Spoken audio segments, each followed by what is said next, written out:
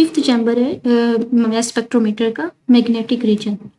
तो next step में particles move करेंगे टुवर्ड्स द मैग्नेटिक रीजन। ठीक है, मैग्नेटिक रीजन की तरफ मूव करेंगे। और हमें पता है कि जब भी कोई पार्टिकल, कोई चार्ज पार्टिकल मैग्नेटिक रीजन में आता है, मैग्नेटिक रीजन में जब भी कोई चार्ज पार्टिकल आएगा तो उसका पाथ डिफ्लेक्ट हो जाएगा। ठीक है, वो अपने पाथ को डिफ्लेक्ट कर लेगा, अपने पाथ को चेंज कर लेगा।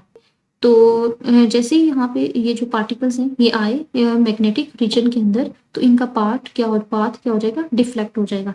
बट एक आपने बात याद रखनी है कि अगर उसके ऊपर परमानेंट मैग्नेट्स अप्लाई कर दिए जाए, यानी परमानेंटली ही उसको मैग्नेटिक फील्ड में रखा जाए, तो फिर क्या करेगा, ये अपना पाथ डिफ्लेक्ट करने के बजाय ये एक सर्कुलर पाथ में मूव करना स्टार्ट कर देगा।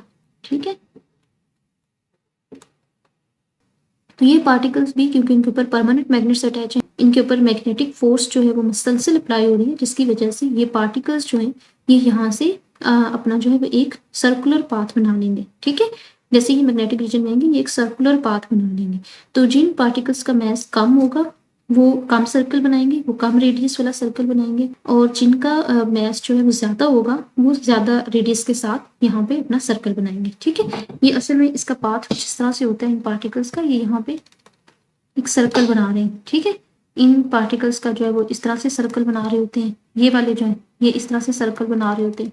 सही है, तो ये यहाँ पे इस तरह से एक कर्वेचर के साथ एक कर्व बनाते हुए ये डिटेक्टर को हिट करेंगे ये पार्टिकल्स। तो नियोन के क्योंकि 3 आइसोटोप्स होते हैं, नियोन 20, नियोन 21 एंड 22। ठीक है, 3 आइसोटोप्स होती है, और ये तीनों का क्योंकि मास डिफरेंट है, तो जिसका मास सबसे कम होगा वो पहले हिट करेगा डिटेक्टर को, जिसका मास ज्यादा होगा वो एंड पे हिट करेगा। तो इस तरह से इनकी कर्वेचर की बेस पे, इनके रेडियस की बेस पे हम इनको डिटेक्ट कर लेते हैं। ठीक है, तो ये पार्टिकल्स जो ये हिट करेंगे डिटेक्टर को, तो ये डिटेक्टर जो है ये डायरेक्टली अटैच होता है रिकॉर्डर से, और इस तरह से हम अपने रिजल्ट को यहाँ से रिकॉर्ड कर लेते हैं। ठीक है, तो मैग्नेटिक रीजन में से मूव करने के बाद पार्टिकल्स कहाँ पे जाएंगे, डिटेक्टर पे हिट करेंगे।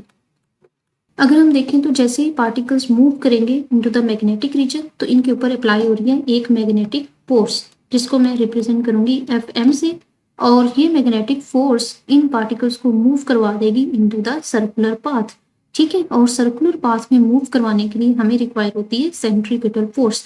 जो भी चीज सर्कल में मूव कर रही होती है उसके ऊपर हमेशा सेंट्रीपिटल फोर्स एक्ट करती है। ठीक है, और यहाँ पे सेंट्रीपिटल फोर्स क्योंकि मैग्नेटिक फोर्स के इक्वल है, सही है, तो इसी वजह से ये पार्टिकल्स को यहाँ पे मूव करवाएगी ना इनटू द सर्कुलर पाथ। तो मैग्नेटिक फोर्स इक्वल है सेंट्रीपिटल फोर्स की। हम इन दोनों की मैग्नीट्यूड लिख लेते हैं। मैग्नेटिक फील्ड की मैग्नीट्यूड होती है QVH। H is the magnetic field strength, V is the velocity and Q is the charge. यहाँ पे Q को मैं E से रिप्लेस कर देती हूँ क्योंकि ये चार्ज को रिप्रेजेंट कर रहा है। ठीक है, और सेंट्रीपिटल फोर्स की मैग्नीट्यूड होती है mv²/r। क्लियर, यहाँ से अगर मैं मास टू चार्ज रेशियो लूँ तो ये किसकी इक्वल आएगी, यहाँ पे ये v जो है ये कैंसिल हो जाएगा स्क्वायर से, क्योंकि यहाँ पे भी वेलोसिटी फैक्टर है और यहाँ पे भी। क्लियर, तो पीछे क्या रह जाएगा h, और ये r यहाँ पे डिवाइड हो रहा है तो इधर आके ये मल्टीप्लाई हो जाएगा, ओवर आ जाएगा v। HR/v is equal to mass to charge ratio. ये होगी इक्वेशन नंबर 1, इक्वेशन नंबर 1 हो गई।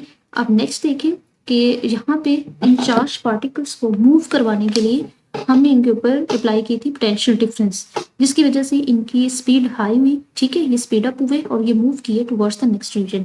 तो यहाँ पे हमने पोटेंशियल डिफरेंस अप्लाई करके पार्टिकल्स के ऊपर वर्क किया, जिसकी वजह से उनकी स्पीड हाई हुई, उनकी काइनेटिक एनर्जी इनहांस हुई। ठीक है, तो यहाँ पे वर्क डन जो है ये किसके इक्वल है, चेंज इन काइनेटिक एनर्जी।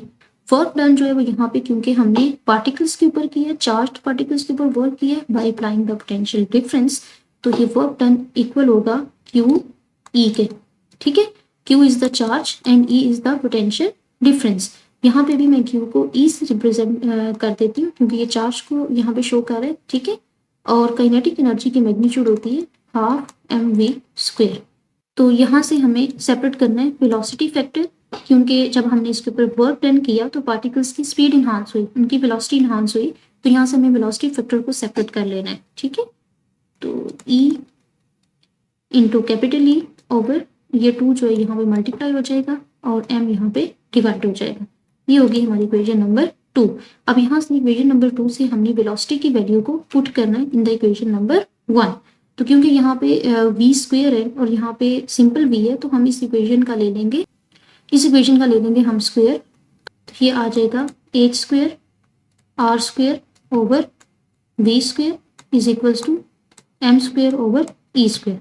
सही है। यहाँ पे अगर हम वेलोसिटी की वैल्यू को पुट करें तो ये आ जाएगी h square r square over velocity की वैल्यू पुट की तो ये आ जाएगी 2e ओवर m। सही है, ये वैल्यू आ गई और यहाँ पे m square over e square as it is. सही है। अब ये m क्योंकि यहाँ पे डिवाइड हो रहा है, ठीक है, तो ये जो डिनोमिनेटर होता है इसको हम ऊपर मल्टीप्लाई कर देते हैं, ये तो आपको पता ही है, ठीक है। तो ये यहाँ पे आ जाएगा, तो ये m कैंसिल हो जाएगा इस स्क्वेयर से और ये स्क्वेयर कैंसिल हो जाएगा इस e से, तो पीछे क्या रह जाएगा h square r square over 2e is equals to mass to charge ratio. तो ये फॉर्मूला होता है हमारे पास mass to charge ratio find करने का। तो इसकी आपको डेरिवेशन भी पता चल गई कि ये मैस टू चार्ज रेशियो का फॉर्मूला कहाँ से आया है। अगर किसी स्टूडेंट को इसमें कोई कंफ्यूजन हो रही है, समझ नहीं आ रही, तो आप इसको स्किप कर सकते हैं, ये आपके लिए ज़रूरी नहीं है, आप डायरेक्ट फॉर्मूला भी अप्लाई कर सकते हैं, ठीक है। h square r square over 2e mass to charge ratio is equals to h square r square over 2e। ये फॉर्मूला यूज करके हम easily mass to charge ratio find कर सकते हैं और मैस टू चार्ज रेशियो से फिर हम फाइंड कर लेंगे उसका मैस। नेक्स्ट आ जाते हैं कि किस तरह से हम ग्राफ प्लॉट करते हैं और डिटेक्शन किस तरह से करते हैं मैस टू चार्ज वैल्यू।